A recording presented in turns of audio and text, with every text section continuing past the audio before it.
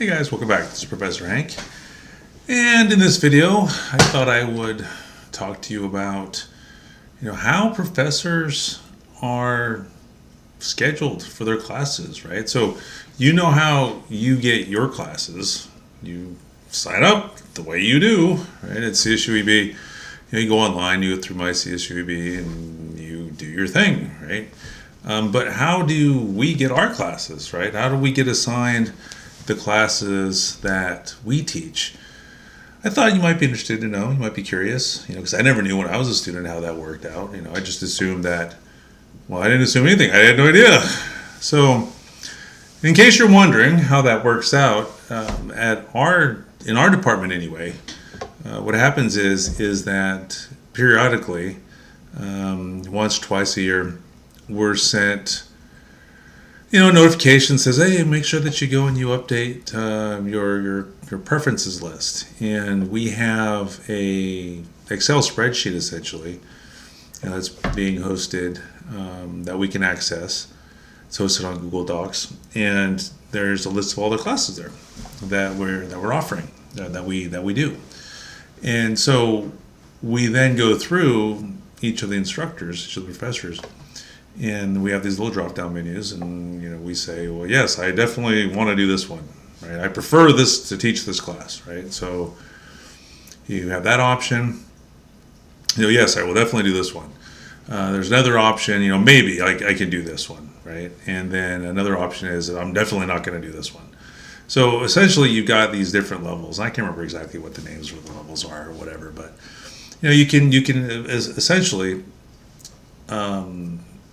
stipulate, or you can specify. That's what I'm looking for. What your preferences are. What class you prefer to do. Which ones you might be able to do. If given enough time, I guess you could say, to brush up on the material, or whatnot. And so that's kind of it. There's kind of these levels, okay? And so from there, it's up to our department chair to put together the schedule. And there's a seniority system and there's a preference system. The tenure track faculty are going to get their courses assigned to them. They have a higher priority than the lecturers. And then there's a seniority component in there, right? People who have been around longer generally get preference. And we have a system where, there's this whole complicated thing that is dictated by our contract that we have for our union that says, if you're at such and such a level and you're full time, well, then you got preference over people who are part time, as far as lecturers go. So generally, tenure track faculty have preference. If there's still classes left over, then it goes to the lecturer pool. Within the lecturer pool, because I'm a lecturer, I'm not tenure track faculty. I'm full time, 3-year, 1.0 appointed lecturer. And I think in our department, in terms of seniority, I think I'm number 2, longest in the lecturer pool. I've been around the longest. Started back in April of 2013, so it's been a while. And I'll always remember my start date, my first date. My first time I stepped in the classroom as an instructor on this side of the desk as opposed to as a student. It was easy to remember because it was April Fool's Day. April Fool's Day, 2013. So I've been doing this for a little while. But yeah, that's kind of how it works. The tenure track people get first pick. If there's classes left over, then it goes to lecturer pool. And, then we're assigned classes based off of first preference. And then that we would like to have those classes. And then from there, our department chair goes through the most onerous, tedious, NP hard problem of coming up with the actual schedule. He takes weeks going through it. I don't envy him at all. It's such a laborious, painful task. You should see pictures of this, man. His wall is just covered with paper trying to get the schedule worked out. And so it takes literally, it could take weeks to get that thing scheduled. And interestingly enough, the schedule goes through several different revisions, right? And your schedule can change from time to time, right, based off of prevailing conditions, right? I mean, you can have your classes canceled or taken from you or whatever based off of priority, but a lot of times could be the case that you guys, even you students, demand could be where we got a wait list of say 30 people or something, right? And so obviously there's a demand for additional sections of a particular class to be opened, and if we have the staffing for it, then the department, our department chair can make some changes with the schedule. By contrast, if there's a class that has hardly anybody in it, well, then that class can be canceled and can be taken from somebody. And so all kinds of things can happen, and sometimes there's not enough professors to go around to teach all the different classes that they prefer. So I know a lot of times in my career, there's nobody available to teach this one class, right? Call it whatever the class may be. And so sometimes you get assigned a class, or your department chair will ask you, well, hey, I'm in a bind here. Would you mind? I know this isn't your preference. I know you didn't put down on the list that this is a class that you're interested in teaching. Can you take it anyway? I'm having problems or whatever, right? And so that's something that I've had happen with me quite a bit. Is I'll come off the bench, as it were, right? Whether it's at my full-time gig at CSU East Bay or Diablo Valley College, right? And when things happen, oftentimes the department chair will come to me and say, hey, can you fill in this gap for me? Can you help me out with this? Can you do whatever? Yeah, of course, I'll do whatever I can. Now, that leads you to a situation where, and you may not realize this, that you get professors who they're teaching a class that they're not necessarily comfortable with, right? And so, or they haven't taught it maybe ever or in a very long time, or they may know that they're not very good at teaching that class, and so they don't put it down as their preference. But in a pinch, we'll pinch hit for somebody. We'll come in just to make sure that you have your class, right? I've done that many times, where I've taught classes where I wasn't really, it wasn't my preference, or it was maybe not in my wheelhouse. But I'll come in and I'll do the best job that I can, because I'm a team player and I want to, help out my department, and I want to help you guys out, so to make sure you get a class.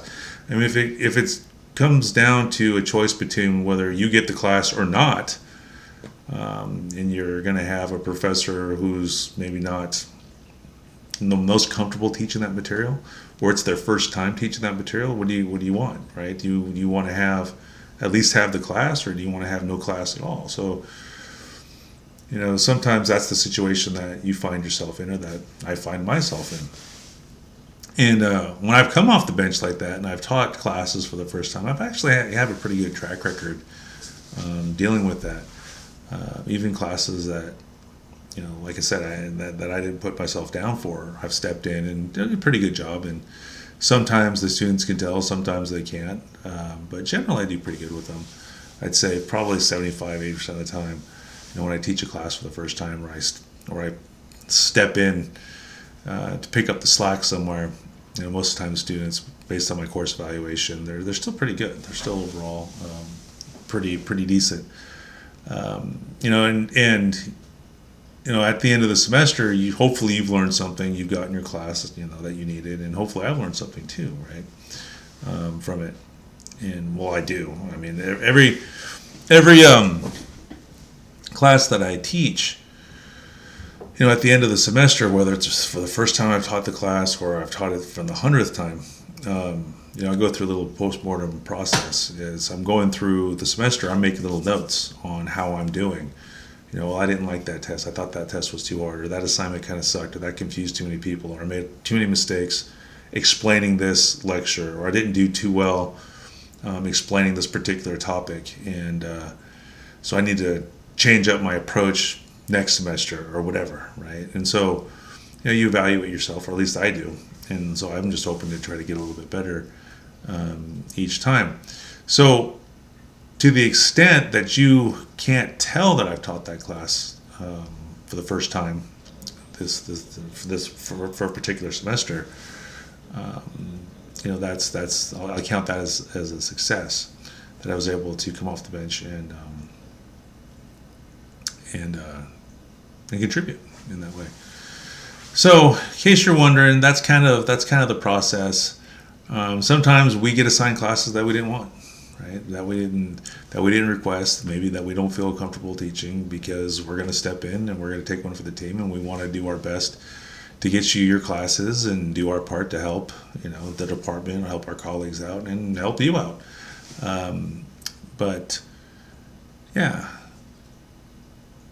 So, in case you're wondering how that works out, how that scheduling occurs, how we get assigned our classes, that's basically it. We say what our preferences are, and then our department chair goes through, and he has an algorithm, I guess you could say, for assigning classes to people based off of seniority, whether they're tenure track, whether they're lecturers, how much service time they have, and does the best to fill in the gaps to the best of his ability, and tries to get it as optimal as possible, right?